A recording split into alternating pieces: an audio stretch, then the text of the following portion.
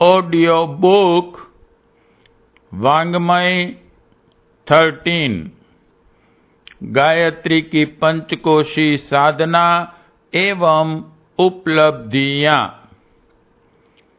Chapter 8 आनंदमय कोश का अनावरण। चैप्टर 8 इंट्रोडक्शन परिचय। गायत्री का पांचवा मुख आनंदमय कोश है, जिस आवरण में पहुंचने पर आत्मा को आनंद मिलता है, जहां उसे शांति, सुविधा, स्थिरता, निश्चिंतता एवं अनुकूलता की स्थिति प्राप्त होती है, वही आनंदमय कोश है। गीता के दूसरे अध्याय में स्थित प्रज्ञ की जो परिभाषा की गई है और समाधिस्थ के जो लक्षण बताए गए हैं, वे ही गुण, कर्म, स्वभाव आनंदमयी स्थिति में हो जाते हैं। आत्मिक परमार्थों की साधना में मनोयोग पूर्वक संलग्न होने के कारण सांसारिक आवश्यकताएं बहुत सीमित रह जाती हैं। उनकी पूर्ति में इसलिए बाधा नहीं आती कि साधक अपनी शारीरिक और मानसिक स्वस्थता के द्वारा जीवनोपयोगी वस्तुओं को उचित मात्रा में आसानी से कमा सकता है। प्रकृति के परिवर्तन, विश्वव्यापी उतार चढ़ाव, कर्मों की गहन गति, प्रारब्ध भोग, वस्तुओं की नश्वरता, वैभव की चंचलता, चपलता आदि कारणों से जो उलझन भरी परिस्थितियां सामने आकर परेशान किया करती हैं, उन्हें देखकर वह हंस देता है। सोचता है, प्रभु ने इस संसार में कैसी धूप छांव का, आंख मिचनी का खेल खड़ा कर दिया है। अभी खुशी तो अभी रंज, अभी वैभव तो अभी निर्धनता, अभी जवानी तो अभी बुढ़ापा, अभी जन्म तो अभी मृत्यु, अभी नमकीन तो अभी मिठाई। यह दुरंगी दुनिया कैसी विलक्षण है। दिन निकलते देर नहीं हुई कि रात की तैयारी होने लगी। रात को आए जरा सी देर हुई कि नव प्रभात का आयोजन होने लगा। यह तो यहाँ का आदि खेल है। बादल की छाया की तरह पल पल में धूप छांव आती है। मैं इन तितलियों के पीछे कहाँ दौड़ूं? मैं इन क्षण क्षण पर उठने वाली लहरों को कहाँ तक गिनूं? पल में रोने, पल में हंसने की बात क्रीड़ा में क्यों करूं? आनंदमय कोश में पहुंचा हुआ जीव अपने पिछले 4 शरीरों अन्नमय, प्राणमय, मनोमय और विज्ञानमय कोश को भली प्रकार समझ लेता है। उनकी अपूर्णता और संसार की परिवर्तनशीलता दोनों के मिलने में ही एक वैशेली गैस बन जाती हैं, जो जीवों को पाप तापों के काले धुएं से कलुषित कर देती हैं। यदि इन दोनों पक्षों के गुण दोषों को समझकर उन्हें अलग अलग रखा जाए, बारूद और अग्नि को इकट्ठा न होने दिया जाए, तो विस्फोट की कोई संभावना नहीं है। यह समझकर वह अपने दृष्टिकोण में दार्शनिकता, सात्विकता, वास्तविकता, सूक्ष्मदर्शिता को प्रधानता देता है। तदनुसार उसे सांसारिक समस्याएं बहुत हल्की महत्वहीन मालूम पड़ती हैं। जिन बातों को लेकर साधारण मनुष्य बेतरह दुखी रहते हैं, उन स्थितियों को वह हल्के विनोद की तरह समझकर उपेक्षा में उड़ा देता है और आत्मिक भूमिका में अपना दृढ़ स्थान बनाकर संतोष और शांति का अनुभव करता है। गीता के दूसरे अध्याय में भगवान कृष्ण ने बताया है कि स्थित प्रज्ञ मनुष्य अपने भीतर की आत्म स्थिति में रमण करता है, सुख दुख में समान रहता है, न प्रिय से राग करता है, न अप्रिय से द्वेष करता है, इंद्रियों को इंद्रियों तक ही सीमित रहने देता है, उसका प्रभाव आत्मा पर नहीं होने देता और कछुआ जैसे अपने अंगों को समेटकर अपने भीतर कर लेता है, वैसे ही वह अपनी कामनाओं और लालसाओं को संसार में न फैलाकर अपनी अंतः भूमिका में ही समेट लेता है। जिसकी मानसिक स्थिति ऐसी होती है, उसे योगी, ब्रह्मभूत, जीवन मुक्त या समाधिस्थ कहते हैं। आनंदमय कोश जीवात्मा पर चढ़ा अंतिम आवरण है। अन्नमय, प्राणमय, मनोमय, विज्ञानमय के उपरांत इसी एक की साधना करनी शेष रह जाती है। इस आवरण के हटते ही आत्मा को परमात्मा रूप में परिष्कृत होने का अवसर मिल जाता है। तब उसकी स्थिति वैसी हो जाती है जैसे कि वेदांत में अयमात्मा ब्रह्म, तत्वमसि, सोहमस्मि, सच्चिदानंदोहम, शिवोहम आदि उद्घोषों के अंतर्गत प्रतिपादित की गई हैं। क्षीर वीवर को दो दिव्य सत्ताओं का निवास दुर्ग माना गया है। उसका चेतन अचेतन मनः संस्थान मनोमय कोश कहलाता है। इसका सूत्र संचालन भूमध्य भाग में अवस्थित आज्ञा चक्र से होता है। दूसरा चेतना का सर्वोच्च आनंदमय कोश है। मस्तिष्क में जानकारियों और आदतों का समन्वय है, इसलिए उसे इंद्रिय वर्ग में गिना जाता है और भौतिक तत्वों से घिरा माना जाता है। तात्विक विवेचना में मन को 11वीं इंद्रिय माना गया है। इंद्रियां अपने अपने छोटे क्षेत्रों को संभालती हैं।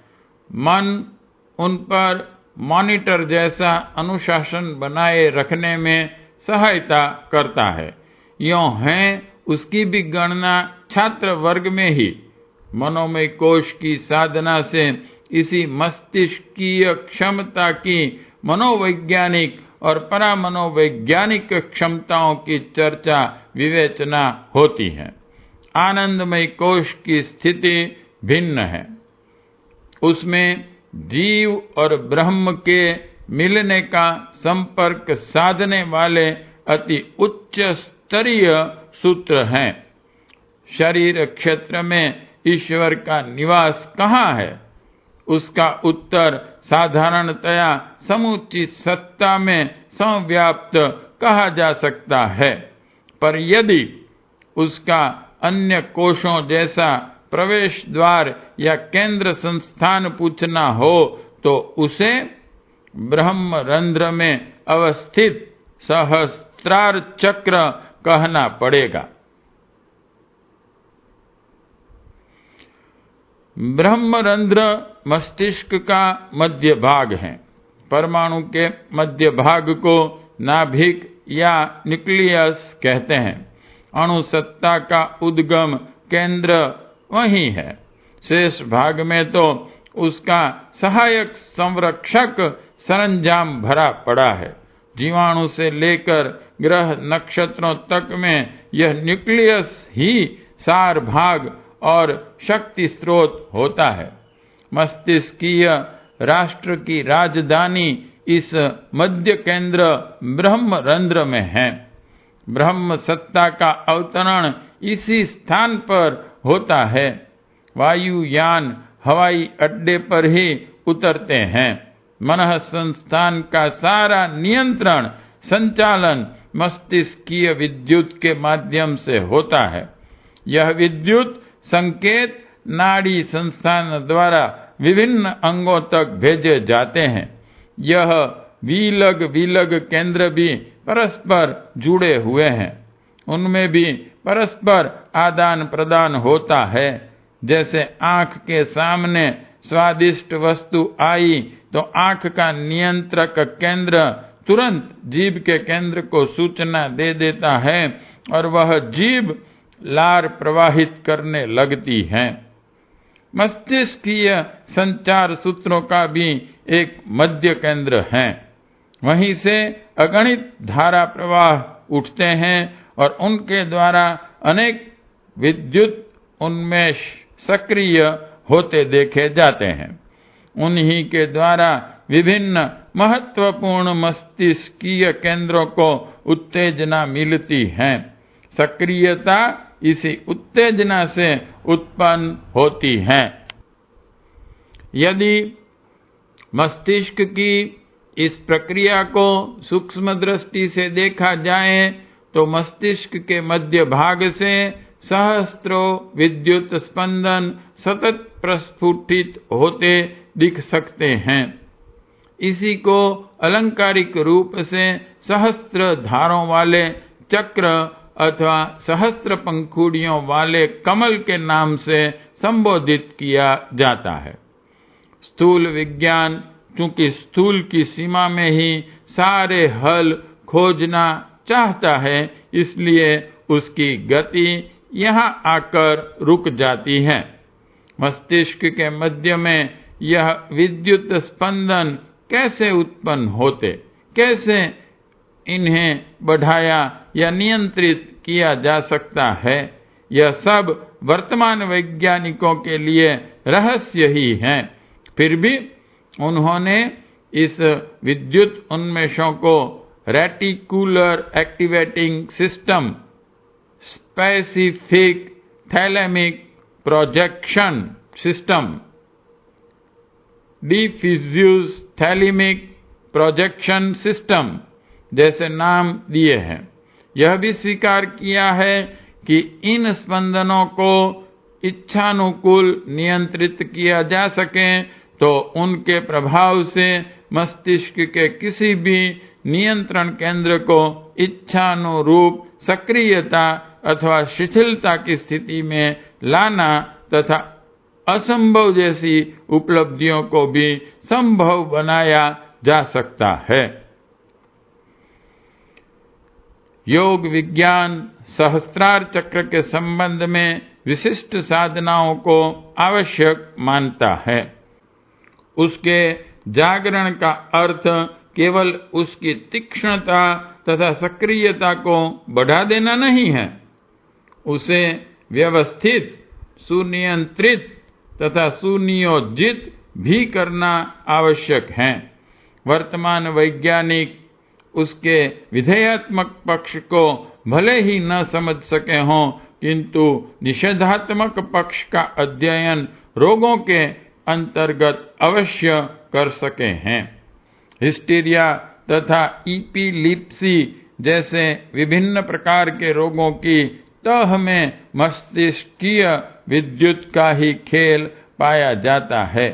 जब कोई भाग अस्वाभाविक अथवा अवांछनीय रूप से विद्युत स्पंदन छोड़ने लगता है तो वह किन्हीं केंद्रों की स्वाभाविक संरचना व्यवस्था में व्यतिक्रम ला देता है। इसी के फलस्वरूप तरह तरह के मानसिक तथा शारीरिक रोग पैदा हो जाते हैं। कहाँ क्या गड़बड़ी है, इसका अंदाज वैज्ञानिक लोग ECG नामक यंत्र द्वारा विभिन्न स्थानों पर मिलने वाले विद्युतीय कंपनों को नापकर ही लगाते हैं।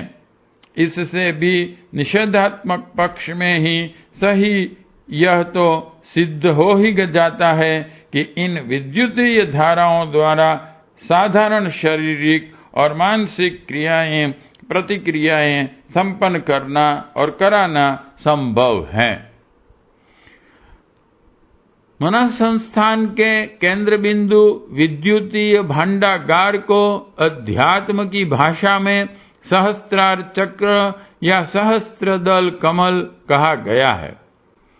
उस तक पहुंच मानसिक उपचारों की नहीं है, किंतु योग विद्या के अंतर्गत ध्यान धारणा द्वारा उसे अभिष्ट दिशा में मोड़ा, सुधारा एवं अभ्यस्त किया जा सकता है।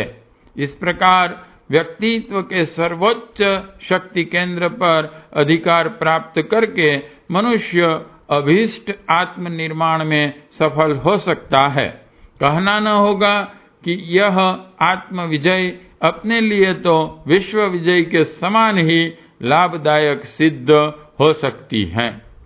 ब्रह्मरंध्र की रासायनिक संरचना को देखते हुए उसे कमल पुष्प की आकृति से मिलता जुलता देखा जा सकता है। शरीर शास्त्र के अनुसार भी उस स्थान पर एक अणुगुच्छक पाया जाता है। सूक्ष्म दृष्टि से सूक्ष्म शरीर में उसकी स्थिति और भी अधिक स्पष्ट होती है। वहां कमल पुष्प की आकृति में प्रायः 1000 या हजारों पंखुड़ियां बिखरी दिखती हैं। साथ ही प्रकाश ज्योति का आभास भी होता है। इस स्थान में उठने वाली भाव संवेदनाओं को कमल पुष्प और ज्ञान प्रखरता को प्रकाश ज्योति नाम दिया गया है। इस स्थिति का चित्रण कमल पुष्प के दीपक में जलने वाली प्रकाश ज्योति के रूप में किया गया है। इस ब्राह्मी स्थिति की प्रतीक प्रतिमा अखंड ज्योति के रूप में की गई है। निरंतर जलने वाला ध्रुत दीप इस ब्रह्मरंध्र का ब्रह्मलोक का प्रतीक प्रतिनिधि मानकर पूजा उपचार में प्रतिष्ठापित किया जाता है। देव संप्रदायों ने इस केंद्र का चित्रण अपने अपने ढंग से किया है। विष्णु उपासकों की ब्रह्मलोक व्याख्या में विस्तृत क्षीर सागर सहस्त्र फन वाले शेष नाग की शैया, उस पर भगवान विष्णु को शयन का वर्णन है। क्षीर सागर मस्तिष्क गह्वर में विद्यमान मज्जा पदार्थ ग्रे मैटर है। सहस्त्रार कमल सहस्त्रार चक्र है। उस पर अवस्थित ब्रह्म चेतना भगवान विष्णु है। साधारणतया यह सारा क्षेत्र प्रसुप्त स्थिति में निष्क्रिय पड़ा रहता है, इसलिए विष्णु भगवान सोते हुए दर्शाए गए हैं। शिव भक्तों ने इसी ब्रह्मरंध्र को शिवलोक कहा है।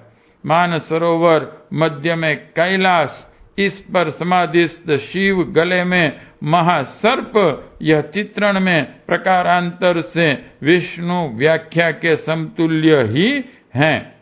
ग्रे मैटर मानसरोवर, सहस्त्रार कैलाश, प्रकाश ज्योति शिव, सिर पर चंद्र प्रकाश किरणें, गले में सर्प शेष नागवत, शिव के मस्तिष्क में गंगा का उद्गम, ब्रह्म ज्ञान का अवतरण।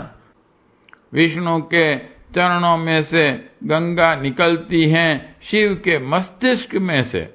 दोनों ही स्थिति में उस केंद्र को दिव्य ज्ञान का गोमुख कहा जा सकता है।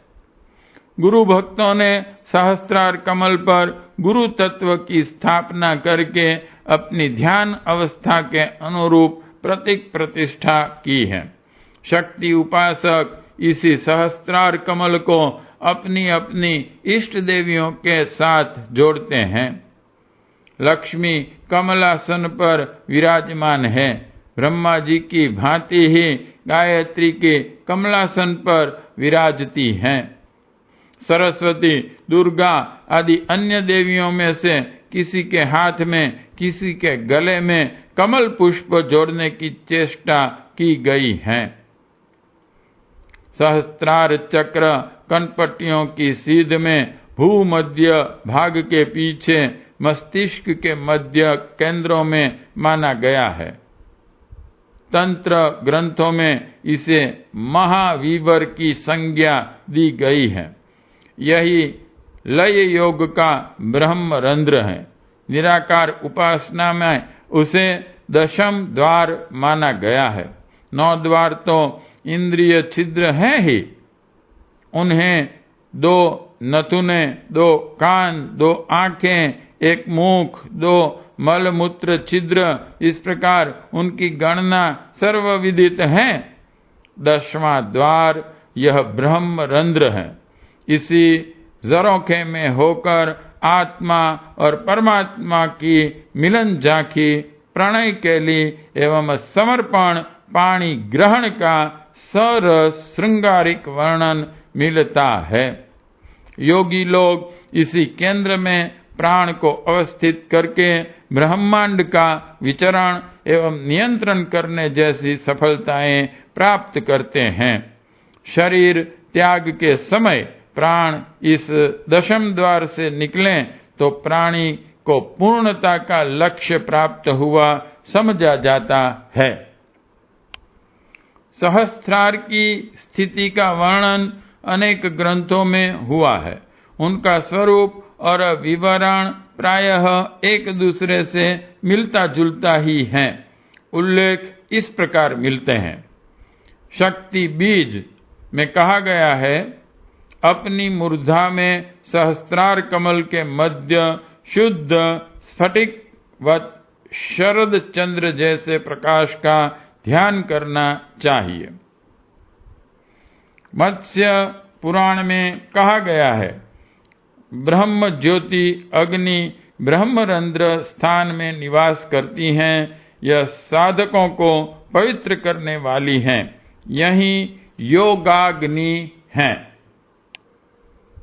विश्वामित्र कल्प में कहा गया है, गायत्री महाशक्ति का चित्रण सहस्त्रदल कमल पर विराजमान, हाथ में कमल, गले में कमल माला धारण किए हुए रूप का ध्यान करने का विश्वामित्र कल्प में निर्देश है। कंकाल भगवती तंत्र में कहा गया है, सहस्त्रदल कमल में स्थित अंतरात्मा के ऊपर नाद वीद के बीच में नित्य शुद्ध बुद्ध सदगुरु (शिव) अवस्थित हैं। निर्वाण तंत्र में कहा गया है, शीर पद्म यानी कि सहस्त्र कमल में परम गुरु महान देव अवस्थित हैं। उसके समान तीनों लोकों में और कोई पूज्य नहीं है। निर्वाण तंत्र में कहा है, सहस्त्रदल शीर पद्म के बीच शिव रूप परम गुरु का निवास है। शिव संहिता 5/186/187 में कहा है, तालु के ऊपरी भाग रूपी सरोवर में दिव्य स्वरूप वाला सहस्त्रार है। यह इस ब्रह्मांड रूपी देह के बाहर विद्यमान रहता है। इसी सहस्त्रार स्थान का नाम कैलाश है।